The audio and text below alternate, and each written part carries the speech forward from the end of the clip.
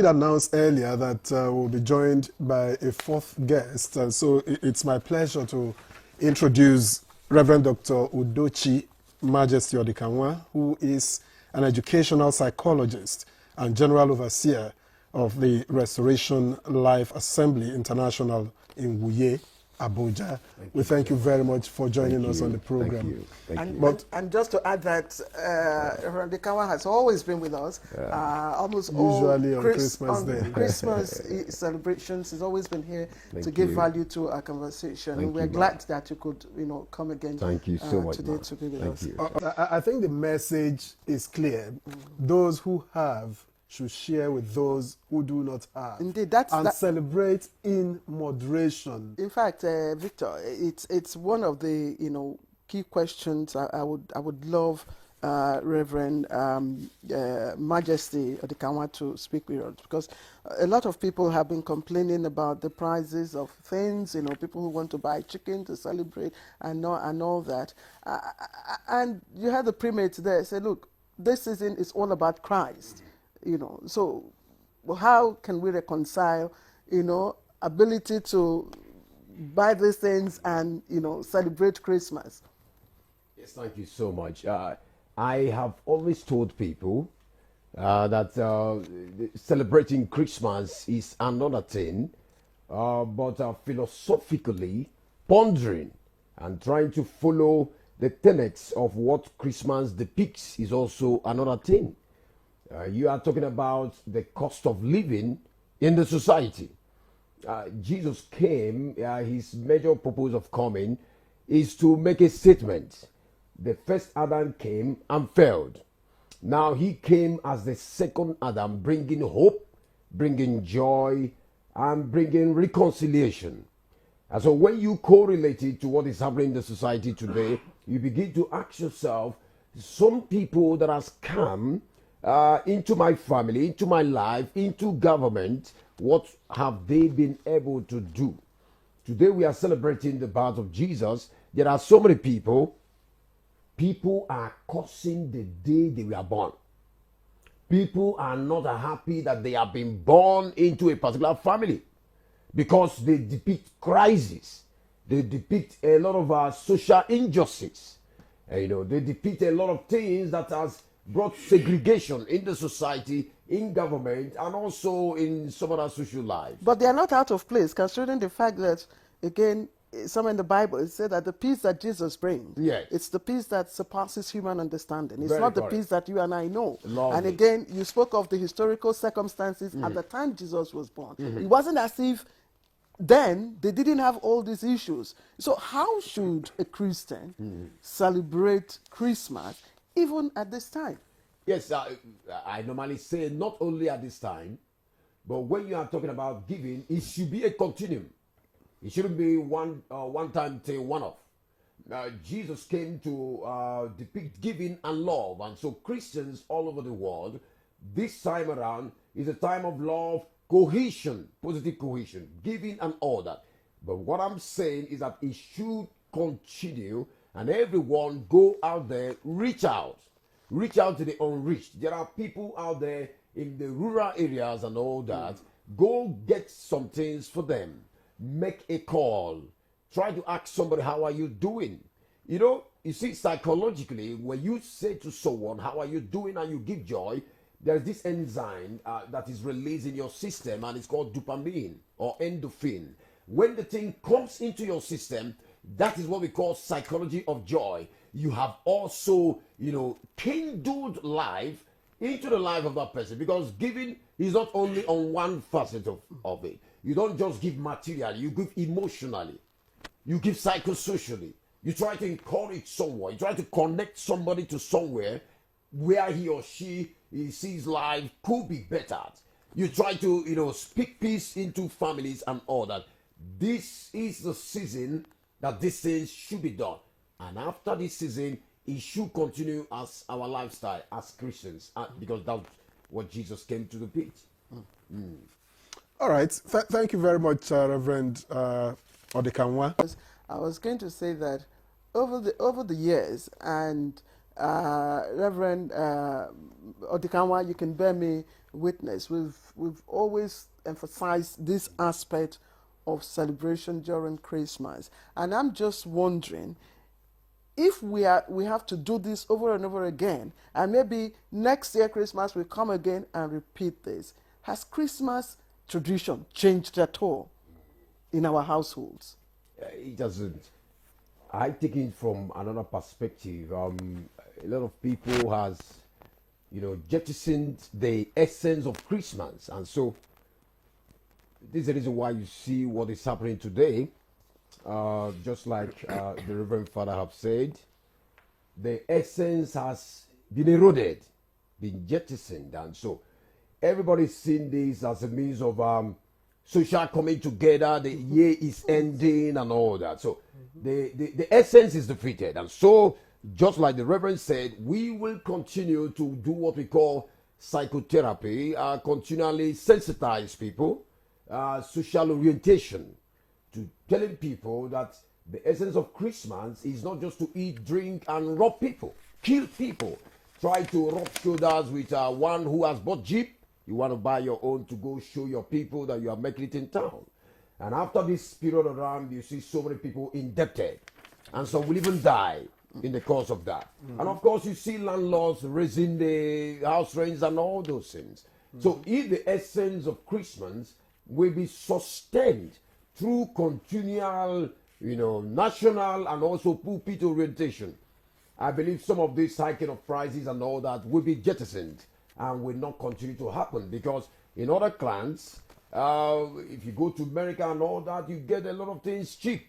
You get a lot of things very low. People want to even give. There are people I remember when I traveled to, was it Canada or something, I saw people coming out on the street. If you are passing, they want to give you gifts. They want to give you baskets of gifts. You see, the love was everywhere. But in some other clans, I wouldn't just say only in Nigeria, because it's not only applicable here. It's in human nature. To be most times try to have some animalistic behavior.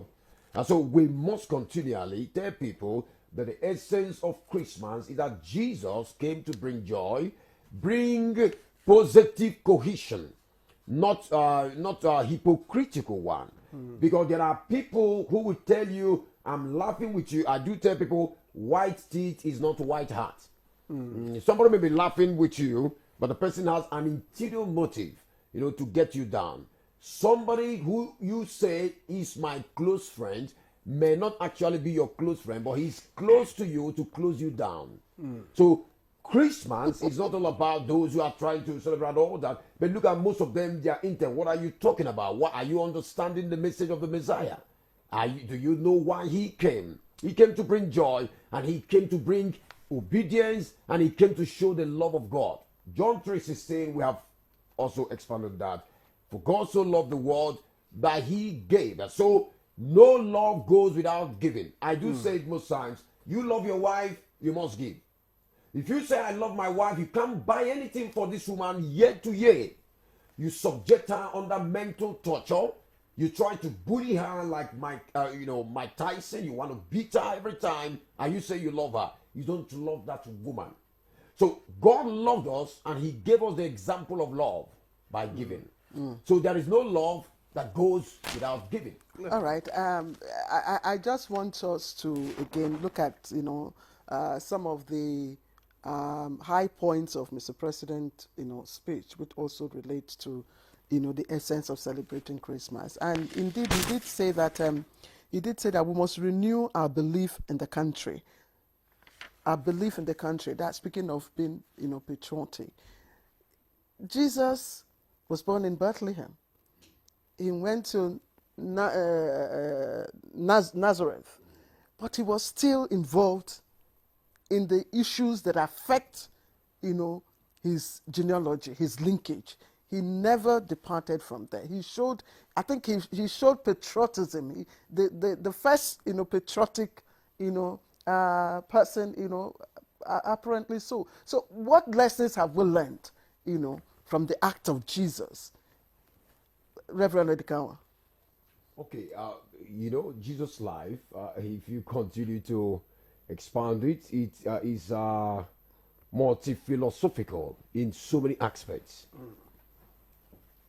You talk about obedience, you talk about humility, you talk about giving, you talk about respect to his parents. Joseph was a carpenter, and Jesus was subjugated under the tutelage of Joseph the carpenter, and that was why he was known as the son of the carpenter. He was very obedient to the core. Now look at Philippians chapter 2, verse number 5 and 9. The Bible says, he took the form of a servant. He was God, but he thought it not to robbery to be equal with God. So when Mr. President has made this statement, I think it's biblical for us to also be obedient to government authorities. We must be patriotic. No matter how bad you think, in quote, Nigeria is, obeying the laws of the land is also biblical. And also is Christianly to do that. If you are not a Christian, it's moralistically expedient to also obey the laws of the land and be patriotic. Look at America today, everybody is rushing to. America at the time had their social injustices and a lot of things happened to America. But Americans came together and built America. There is no country of the world today that have started fantastically well from the cradle. At a time or the other, they had their social injustices and social discohesions, just like Nigeria is having it. So what are we going to do? Extracting from that and also correlating it with Christmas message, we must be patriotic to our nation. Things may not be working the way it should be, but we must believe in Nigeria, pray for Nigeria, celebrate the Nigerian flag, talk good about our leaders. I know also, I want to say this now, our leaders should also up their games. You know, you came to leadership in order to better the lives of people. You must behave like Jesus Christ. Jesus came today, everybody's celebrating Jesus. Yeah. Who today are we going to be celebrating in Nigeria that has come, seen, and conquered? Which leader? Okay. I want our current president to set that ball rolling. So Okay, all right. You mentioned Philippians 2:9. Yes. And I just want to read it out before Victor, takes his question Lovely. to Reverend Tom. He said, therefore God exalted him to the highest place and gave him the name that is above all name. And because of his selflessness and obedience, God raised him to the highest position of honor, giving him supreme authority and a name that commands reverence and worship, all because of his selflessness and obedience even to death. Again, President Bola Ahmed Tinubu urged the wealthy amongst us to extend a hand of fellowship to the poor in terms of gifts. And we know that with Christmas, giving gift is not new. I mean, that's the essence. It's one of the things the wise men, and I'm taking from Matthew 2:11, New Version. He says, on coming to the house, they saw the child with his mother Mary, and they bowed down and worshipped him. Then they opened their treasures and presented him with gifts of gold, frankincense, and myrrh. And these are very quality gifts. How can our wealthy ones, carry out Mr. President's, appeal? Reverend Ikanwa, speak to the quality of the gifts quickly in 60 seconds. Yes, thank you very much. The gift symbolizes his coming, his death, and his resurrection. The three powerful positions that Jesus connoted. What I would say, we brought nothing into this world, certainly we take nothing out. Jesus came, he brought peace and joy, and all that he possessed, he gave to the poor. You can see how he fed the people. What is the quality of gifts now that our leaders should give to the needy? Because when you see the gifts... when you talk about that gift, it doesn't have to be literal gift. I mean, positive legacy that must transform the lives of the people, coming from the angle of social amenities and living laws that will continue to better the lives of the citizens. All right. I also thank Reverend Dr. Udochi Majesty Odekanwa, educational psychologist and general overseer, the Restoration Life Assembly International in Wuye, here in Abuja. Thank you. Thank you very much, as always, Thank you for sharing your perspectives with us. Thank you so much. All right. I think we should just end by singing a Merry Christmas. We wish you a Merry Christmas. We wish you a Merry Christmas. We wish you a Merry Christmas and a Happy New Year.